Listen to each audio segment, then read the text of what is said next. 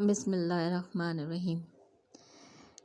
اگلے دن جب حضرت موسیٰ علیہ السلام کو تھکان محسوس ہوئی تو آپ نے یوشع علیہ السلام سے فرمایا کہ اب بھوک محسوس ہو رہی ہے، آپ وہ مچھلی لے آئیں۔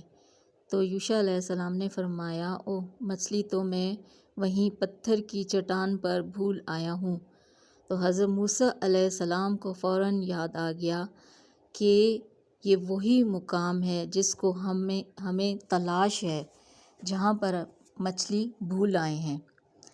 حضرت موسیٰ علیہ السلام نے فرمایا، جس مقام کی ہم کو تلاش ہے وہ وہی مقام تھا، اور یہ کہہ کر دونوں پھر ایک دوسرے سے بات چیت کرتے ہوئے اسی راہ پر واپس لوٹے، اس صخرہ پتھر کی چٹان تک جا پہنچے۔ وہاں پہنچے تو دیکھا کہ اس جگہ عمدہ لباس پہنے ہوئے ایک شخص بیٹھا ہے۔ حضرت موسیٰ علیہ السلام نے اس کو سلام کیا۔ اس شخص نے کہا، تمہاری سرزمین میں سلام کہاں؟ یعنی اس سرزمین میں تو مسلمان نہیں رہتے۔ یہ خضر علیہ السلام تھے۔ حضرت موسیٰ علیہ السلام نے جواب دیا کہ میرا نام موسیٰ ہے۔ خضر علیہ السلام نے کہا، موسیٰ بنی اسرائیل؟ حضرت موسیٰ علیہ السلام نے کہا، ہاں، میں تم سے وہ علم حاصل کرنے آیا ہوں جو خدا نے تم ہی کو بخشا ہے۔ خضر علیہ السلام نے کہا، تم میرے ساتھ رہ کر ان معاملات پر صبر نہ کر سکو گے۔ موسیٰ نے اللہ تعالیٰ نے مجھ کو تکوینی رموز و اسرار کا وہ علم عطا کیا ہے جو تم کو نہیں دیا گیا، اور اس نے تم کو تشریعی علوم کا وہ علم عطا فرمایا ہے جو مجھ کو عطا نہیں ہوا۔ حضرت موسیٰ علیہ السلام نے کہا، انشاءاللہ آپ مجھ کو صابر اور ضابط پائیں گے، اور میں آپ کے ارشاد کی قطعاً خلاف ورزی نہیں کروں گا۔ حضرت خضر علیہ السلام نے کہا، تو پھر شرط یہ ہے کہ جب آپ میرے ساتھ رہیں تو کسی معاملے کے متعلق بھی جس کو آپ کی نگاہیں دیکھ رہی ہوں مجھ سے کوئی سوال نہ کریں، میں خود آپ کو بتا دوں گا۔ حضرت موسیٰ علیہ السلام نے منظور کر لیا اور دونوں ایک جانب کو روانہ ہو گئے۔ جب سمندر کے کنارے پہنچے تو سامنے سے ایک کشتی نظر آئی۔ حضرت خضر علیہ السلام نے ملاحوں سے کرایہ پوچھا۔ وہ خضر علیہ السلام کو پہچانتے تھے، لہٰذا انہوں نے کرایہ لینے سے انکار کر دیا اور اصرار کر کے دونوں کو کشتی میں سوار کر لیا اور کشتی روانہ ہو گئی۔ ابھی چلے ہوئے زیادہ عرصہ نہیں ہوا تھا کہ حضرت خضر علیہ السلام نے کشتی کے سامنے والے حصے کا ایک تختہ اکھاڑ کر کشتی میں سوراخ کر دیا۔ حضرت موسیٰ علیہ السلام سے ضبط نہ ہو سکا۔ خضر علیہ السلام سے کہنے لگے، کشتی والوں نے تو یہ احسان کیا کہ آپ کو اور مجھ کو مفت سوار کر لیا، اور آپ نے اس کا یہ بدلہ دیا کہ کشتی میں سوراخ کر دیا ہے کہ سب کشتی والے کشتی سمیت ڈوب جائیں۔ یہ تو بہت ہی نازیبا بات ہوئی۔ حضرت خضر علیہ السلام نے کہا، میں نے تو پہلے ہی کہا تھا کہ آپ میری باتوں پر صبر نہیں کر سکیں گے، آخر وہی ہوا۔ حضرت موسیٰ علیہ السلام نے فرمایا کہ مجھے وہ بات بالکل فراموش ہو گئی، اس لیے آپ بھول چوک پر مواخذہ نہ کریں اور میرے معاملے میں سخت گیری سے کام نہ لیں۔ نبی کریم صلی اللہ علیہ وسلم نے فرمایا ہے کہ یہ پہلا سوال واقعی موسیٰ علیہ السلام کی بھول کی وجہ سے تھا۔ اسی اثناء میں ایک چڑیا کشتی کے کنارے آ کر بیٹھی اور پانی میں چونچ ڈال کر ایک قطرہ پانی پی لیا۔ حضرت خضر علیہ السلام نے کہا، بلا شائبہ تشبیہ علم الہی کے مقابلے میں میرا اور تمہارا علم ایسا ہی ہے حقیقت جیسا کہ سمندر کے سامنے یہ قطرہ۔ کشتی کنارے لگی اور دونوں اتر کے ایک جانب روانہ ہو گئے۔ سمندر کے کنارے کنارے جا رہے تھے کہ ایک میدان میں کچھ بچے کھیل رہے تھے۔ حضرت خضر علیہ السلام آگے بڑھے اور ان میں سے ایک بچے کو قتل کر دیا۔ حضرت موسیٰ علیہ السلام کو پھر یارائے صبر نہ رہا، فرمانے لگے، ناحق ایک معصوم جان کو آپ نے مار ڈالا، یہ تو بہت ہی برا کیا۔ حضرت خضر علیہ السلام نے کہا، میں تو شروع ہی میں کہہ چکا تھا کہ آپ میرے ساتھ رہ کر صبر و ضبط سے کام نہیں لے سکیں گے۔ نبی کریم صلی اللہ علیہ وسلم نے فرمایا، چونکہ یہ بات پہلی بات سے بھی زیادہ سخت تھی، اس لیے حضرت موسیٰ علیہ السلام صبر و ضبط نہ کر سکے۔ حضرت موسیٰ علیہ السلام نے فرمایا، اس مرتبہ اور نظر انداز کر دیجیے، اس کے بعد بھی اگر مجھ سے صبر نہ ہو سکا تو پھر عذر کا کوئی موقع نہیں رہے گا اور اس کے بعد آپ مجھ سے علیحدہ ہو جائیے گا۔ غرض پھر دونوں روانہ ہو گئے اور چلتے چلتے ایک ایسی بستی میں پہنچے جہاں کے باشندے خوش عیش اور مہمانداری کے ہر طرح قابل تھے، مگر دونوں کی مسافرانہ درخواست پر بھی ان کو مہمان بنانے سے انکار کر دیا تھا۔ یہ ابھی بستی ہی میں سے گزر رہے تھے کہ خضر علیہ السلام ایک ایسے مکان کی جانب بڑھے جس کی دیوار کچھ جھکی ہوئی تھی اور اس کے گر جانے کا اندیشہ تھا۔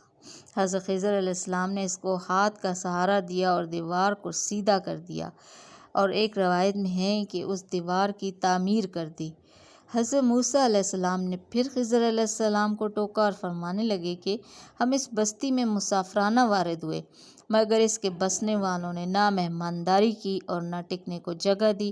آپ نے یہ کیا اس کے ایک باشندے کی دیوار کو بغیر اجرت کے درست کر دیا۔ اگر کرنا ہی تھا تو بھوک پیاس کو دور کرنے کے لیے کچھ اجرت ہی طے کر لیتے۔ حضرت خضر علیہ السلام نے فرمایا، اب میری اور تمہاری جدائی کا وقت آ گیا ہے۔ اور پھر انہوں نے حضرت موسیٰ علیہ السلام کو ان تینوں معاملات کے حقائق کو سمجھایا اور بتایا کہ یہ سب من جانب اللہ وہ باتیں تھیں جن پر آپ صبر نہ کر سکے۔ یہ واقعہ نقل کرنے کے بعد نبی کریم صلی اللہ علیہ وسلم نے فرمایا، ہمارا جی تو یہ چاہتا ہے کہ موسیٰ علیہ السلام تھوڑا صبر اور کرتے اور ہم کو اللہ تعالیٰ کے اسرار تکوینی علوم کی مزید معلومات ہو سکتی۔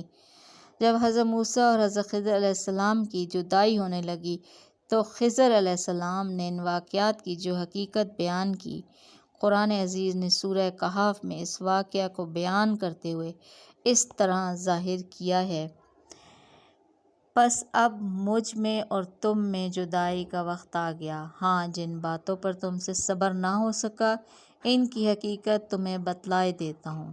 سب سے پہلے کشتی کا معاملہ لو۔ وہ چند مسکینوں کی تھی جو سمندر میں محنت مزدوری کرتے ہیں، اور جس طرف بڑھ رہے تھے وہاں ایک بادشاہ ظالم جس کی کسی اچھی کشتی پاتا زبردستی لے لیتا ہے۔ میں نے چاہا اس کی کشتی میں عیب ڈال دوں تاکہ عیبی سمجھ کر اس کو چھوڑ دے۔ رہا لڑکے کا معاملہ تو اس کے ماں باپ مومن ہیں۔ میں دیکھ کر ڈرا کہ انہیں سرکشی اور کفر کر کے اذیت پہنچائے گا، پس میں نے چاہا کہ ان کا پروردگار اس لڑکے سے بہتر انہیں لڑکا دے گا، دینداری میں بھی اور محبت میں بھی۔ اور وہ جو دیوار درست کر دی گئی تھی تو وہ شہر کے 2 یتیم لڑکوں کی ہے جس کے نیچے ان کا خزانہ گڑا ہوا ہے۔ ان کا باپ ایک نیک آدمی تھا، بس تمہارے پروردگار نے چاہا دونوں لڑکے اپنی جوانی کو پہنچے اور اپنا خزانہ محفوظ پا کر نکال لیں۔ یہ ان لڑکوں کے حال پر پروردگار کی ایک مہربانی تھی جو اس طرح ظہور میں آئی۔ اور یاد رکھو، میں نے جو کچھ کیا اپنے اختیار سے نہیں کیا بلکہ اللہ کے حکم سے کیا۔ یہ ہے حقیقت ان باتوں کی جن پر تم صبر نہ کر سکے۔ قرآن عزیز نے اس واقعے کے شروع میں خضر علیہ السلام کے اس علم کے متعلق کہا ہے، اور ہم نے اس کو اپنے پاس سے علم عطا کیا، اور قصہ کے آخر میں خضر کا یہ قول نقل کیا، میں نے اس سلسلہ واقعات کا اپنی جانب سے نہیں کیا، اور یہ ایک ایسا مظاہرہ تھا کہ اللہ تعالیٰ نے خضر علیہ السلام کو بعض اشیاء کے حقائق کا وہ علم عطا فرمایا تھا جو تکوینی رموز و اسرار اور باطنی حقائق سے متعلق ہیں، جس سے اللہ تعالیٰ نے اہل حق پر یہ واضح کر دیا کہ اگر عالم ہست و بود کے تمام حقائق سے اس طرح پردہ اٹھا دیا جائے جس طرح بعض حقائق کو خضر علیہ السلام کے لیے بے نقاب کر دیا گیا تھا، تو اس عالم کے تمام احکام ہی بدل جائیں اور عمل کی آزمائشوں کا یہ سارا کارخانہ درم برہم ہو کر رہ جائے۔ مگر دنیا اعمال کی آزمائش گاہ ہے، اس لیے تکوینی حقائق پر پردہ پڑا رہنا ضروری ہے تاکہ حق و باطل کی پہچان کے لیے جو ترازو قدرت الہی نے مقرر کر دیا ہے وہ برابر اپنا کام انجام دیتا رہے۔ سورہ کہف کی ان آیت کے مطالعے سے یہ بخوبی اندازہ ہو جاتا ہے کہ حضرت موسیٰ علیہ السلام چونکہ ایک بڑے پیغمبر اور جلیل المرتبت رسول تھے اور تشریع، علوم و احکام کی تبلیغ ان کا منصب تھا، اس لیے وہ ان تکوینی اسرار کے مظاہرے کو برداشت نہ کر سکے اور باوجود وعدہ صبر کے تشریعی منکرات کو دیکھ کر ضبط نہ کر سکے۔ حضرت خضر علیہ السلام کو امر بالمعروف اور نہی عن المنکر کا مخاطب بناتے رہے اور آخرکار جدائی کی نوبت آ گئی۔ بخاری کی مستورہ بالا حدیث میں سورہ کہف کے ذکر کردہ واقعات سے چند باتیں زیادہ ہیں جو اصل کی تمیز یا مزید تشریح کے طور پر بیان ہوئی ہیں۔